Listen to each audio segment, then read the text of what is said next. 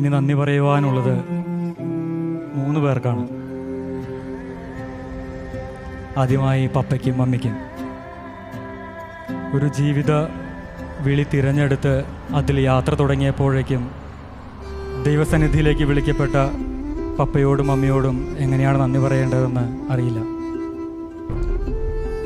കാരണം ഇന്ന് ഞാൻ തിരിഞ്ഞു നോക്കുമ്പോൾ അവർ പകർന്നു തന്നതല്ലാതെ മറ്റൊന്നും എൻ്റെ ജീവിതത്തിലില്ല. വിശ്വാസത്തിലാണെങ്കിൽ പോലും അവർ പകർന്നു നൽകിയത് ഒരല്പം കൂടി കൂടിയിട്ടുണ്ടെങ്കിൽ മാത്രമേ ഉള്ളൂ. അല്ലാതെ പുതിയതൊന്നും നേടിയെടുത്തതായി എനിക്കറിയില്ല. അവർ തെളിച്ചതല്ലാതെ മറ്റൊരു പ്രകാശവും എന്നിലില്ല. എങ്ങനെയാണ് ജീവിക്കേണ്ടതെന്ന് പഠിപ്പിച്ചു തന്നതും അവർ തന്നെയാണ്. മരണം മൂലം ഈ ജീവിതത്തിൽ നിന്ന് അകന്നു പോയെങ്കിലും ഇപ്പോഴും വിശ്വസിക്കുന്നുണ്ട് അവരോരോരുത്തരും കൂടെയുണ്ട് എന്നുള്ള യാഥാർത്ഥ്യം, പ്രാർത്ഥിക്കുന്നുണ്ട് എന്നുള്ള യാഥാർത്ഥ്യം. കാരണം അല്ലായിരുന്നെങ്കിൽ ഒരുപക്ഷെ വഴിയിലെവിടെയെങ്കിലും വെച്ച് വീണു പോകുമായിരുന്നു. ഇന്നിവിടെ നിൽക്കുമ്പോൾ ഒത്തിരി സ്നേഹത്തോടു കൂടി സ്വർഗത്തിലിരുന്ന് പ്രാർത്ഥിക്കുന്ന പപ്പയെയും മമ്മിയെയും സ്നേഹത്തോടു കൂടി ഓർക്കുന്നു. പിന്നെയുള്ളത് ഒരുപക്ഷെ ഇവിടെയുള്ള എല്ലാവർക്കും അത്ര പരിചിതരമല്ലാത്ത ഒരു ഫാമിലിയാണ്, ദേവസി ചേട്ടനും ഫാമിലിയും.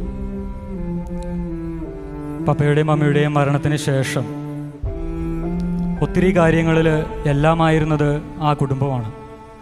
എപ്പോഴും ഞങ്ങളെ രണ്ടുപേരെയും മുൻപിലേക്ക് വിട്ടിട്ട് പിറകിലേക്ക് മാറി നിൽക്കുന്ന ഒരു കുടുംബം. ഇന്നും ദേവസ്വമായിട്ട് ഇവിടെ മുൻപിലൊന്നുമില്ല, പിറകിൽ തന്നെയാണ്. എങ്ങനെയാണ് നന്ദി പറയേണ്ടതെന്ന് അറിയില്ല, എങ്കിലും ഒത്തിരി നന്ദി.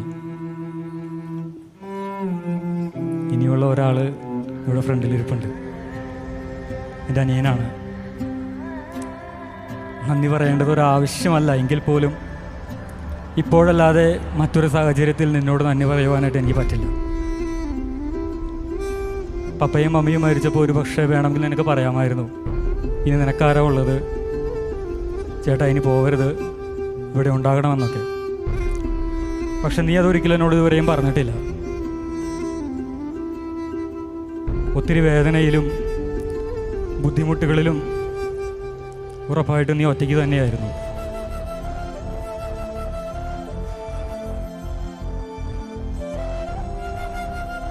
പല കാര്യങ്ങളും നീ എന്നെ അറിയിച്ചിട്ടില്ല.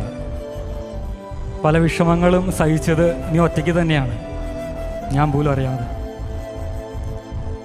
ഒരു കാര്യം ഉറപ്പാണ്, നീ അന്ന് വേണ്ടെന്ന് വെച്ച പല സുഖ സൗകര്യങ്ങളുടെയും സംരക്ഷണത്തിൻ്റെയും സുരക്ഷിതത്വത്തിൻ്റെയും ഫലം കൂടിയാണ് ഈ പൗരോഹിത്യം.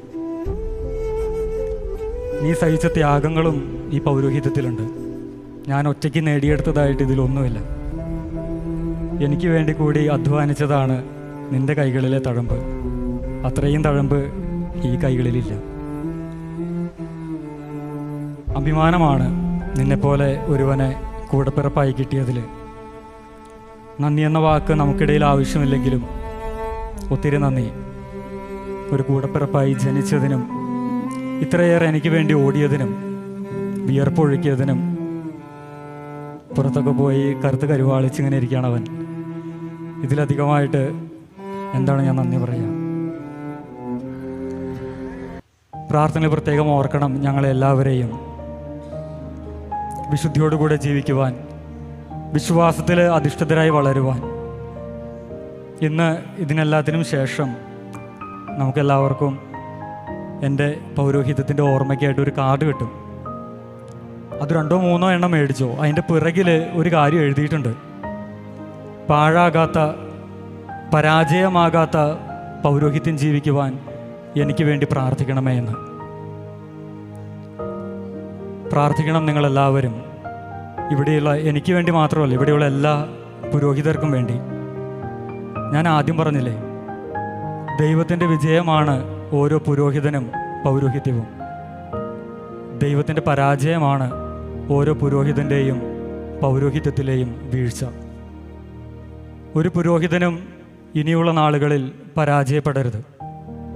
ഒരു പൗരോഹിത്യവും ഇനിയുള്ള നാളുകളിൽ ചാനൽ ചർച്ചകൾക്കോ മറ്റുള്ളവരുടെ സഭാ ചർച്ചകളിലോ പുച്ഛത്തോടുകൂടി കാണപ്പെടരുത്, കളിയാക്കപ്പെടരുത്. അതിന് നിങ്ങളുടെ പ്രാർത്ഥന അത്രയേറെ ആവശ്യമാണ്.